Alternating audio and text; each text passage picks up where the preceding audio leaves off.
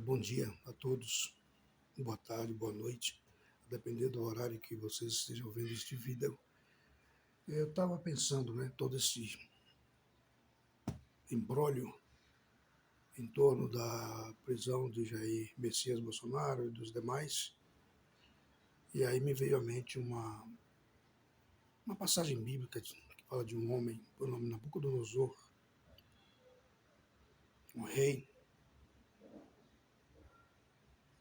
presunçoso, orgulhoso, arrogante, e decidiu não dar ouvido à voz do Senhor quando o Senhor chamou ele para conserto.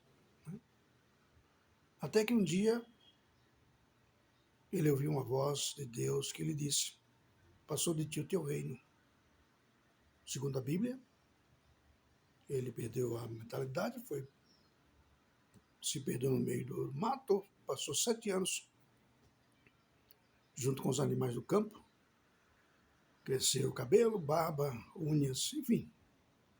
Depois desse período, Deus o trouxe de volta e colocou no reino, no poder, no trono novamente. O que quero dizer com isso? Devemos nos alegrar com a desgraça dos outros? Não, não é isso que a Bíblia ensina, não é?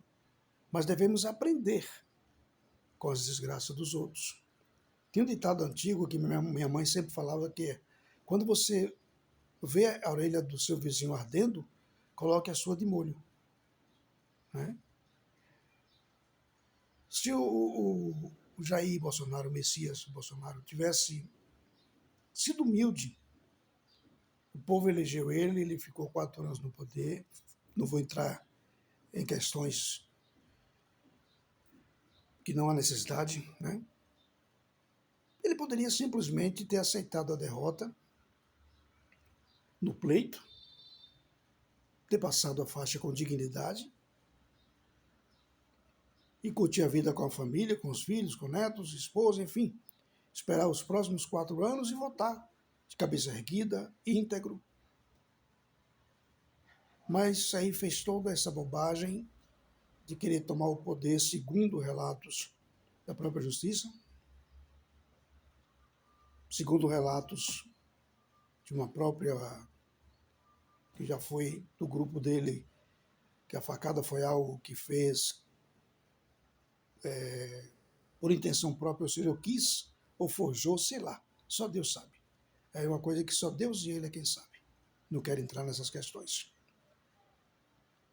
Aí tentou, segundo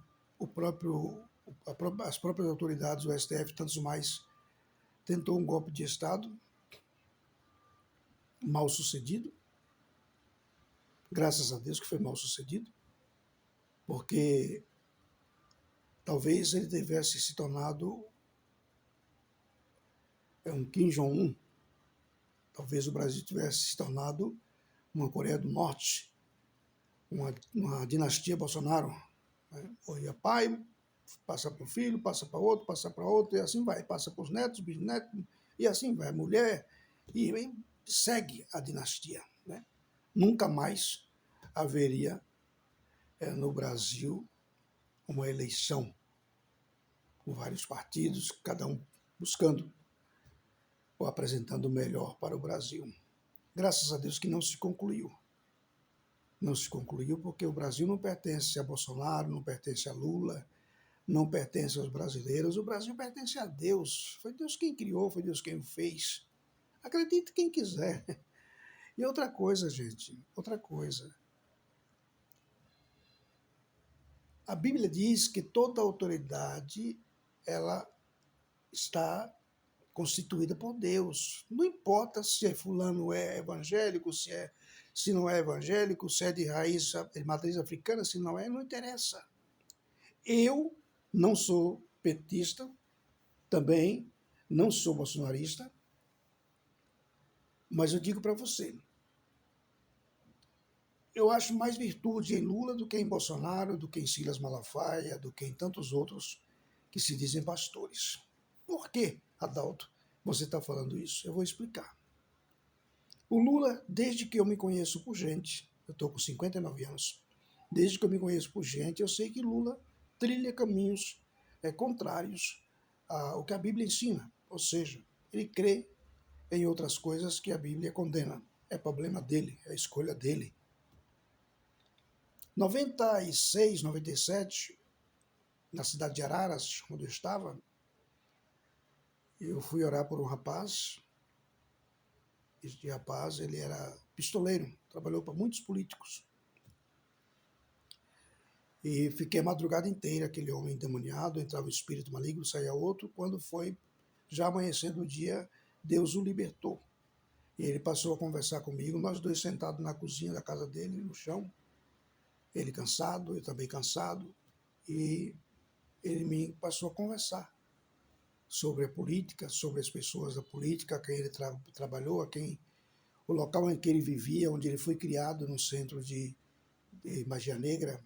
E ele passou a me contar as pessoas que frequentavam esse lugar, que faziam pactos, né? Segundo ele, diz que alguns políticos, entre eles o nosso atual presidente, segundo esta pessoa, né, diz que faziam pactos para conseguir a vitória. E eu não duvido, sabe por quê? Mas é melhor eu saber isso do Lula do que aceitar o Bolsonaro dar uma de crente e usar o nome de Deus, usar o nome de Cristo, Deus, pátria, família, e não cumprir, não seguir.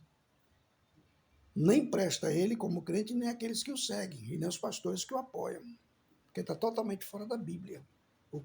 O que ele fez durante o governo dele, o que fez após perder a eleição e o que vem fazendo, né?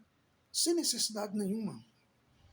Podia ter esperado normalmente, agora 2026 ele saía novamente candidato, poderia novamente ser eleito, mas não. E eu não sei que espírito, que entidade foi essa que desceu sobre aqueles que se dizem cristãos, porque o verdadeiro cristão não se envolve nessas coisas. Eu sou cristão, sou servo de Deus. O cristão não se envolve em política. O cristão não... porque Deus precisa de bancada evangélica para defender o evangelho. Deus não precisa de nada disso. O dia que Deus não puder cuidar daquilo que é seu, o dia que Deus não puder defender a igreja, ele fecha, entendeu? Deus parou de ajudar a igreja porque a igreja saiu da presença de Deus. Hoje a igreja, os pastores de hoje só pensam em dinheiro, são altos salários, 10 salários mínimos, 15, 20, 30, 50, 100 salários mínimos, como tem uns aí ganhando isso. Enquanto as pobres ovelhas que, sem noção, pagam o dízimo, entregam o dízimo sem noção, achando que está fazendo para Deus e está fazendo para o homem, que Deus não quer o seu dinheiro. Aí esses homens que estão no altar, no púlpito, os pseudos ungidos de Deus, eles calam. Por quê? Porque se eles abrirem a boca contra, o sistema corta o pastorado deles, o sistema corta o salário deles. E aí, como eles se preocupam mais com status do que com almas, antigamente não. Quando eu aceitei a Cristo como meu Salvador em 89, outubro de 89, a igreja era a igreja que orava, tinha culto de oração. Tinha um dia específico na igreja para o culto de oração. Tinha vigília. Tinha um culto de ensino, culto de doutrina assim. Tinha as campanhas de matutino, oração às 5 horas da manhã, 6 horas da manhã. Tinha campanha de jejum, consagração. O pastor chamava todo mundo para entrar numa campanha de jejum, era uma maravilha. Era uma maravilha. Aí Deus falava em profecia, Deus revelava coisas que... Ai, meu pai, as pessoas faziam e achavam que Deus não estava vendo, e Deus estava. Um dia, me recordo que, na cidade de Piritiba, eu pastoreava uma igrejinha pequena, e veio um irmão de Salvador, chamado irmão Ananias, nem sei se ainda é vivo. E esse irmão Deus o usava muito em revelação. Era uma bênção. E ele chegou na igreja, o culto já tinha começado. E como eu era diácono, quando ele chegou, eu passei para ele a palavra. E aí, quando ele saudou a igreja, ele disse: irmãos, aqui tem uma mulher, uma irmã, que estava pintando a sua casa, ela, o marido e alguns companheiros, e ela pegou, e eles tomaram vinho Capelinha. Lembra, disse até o nome do vinho, vinho Capelinha. E ela foi lavar os pratos no fundo da cozinha, nos pés de bananeira, onde estava o local de lavar prato, e ela pegou aqueles vinhos que tinha sobrado nos copos, colocou tudo dentro de um copo só. E aí, olhou para um lado, olhou para o outro, não viu ninguém, tomou aquele vinho. Aí ele disse: minha irmã, Deus estava lhe vendo.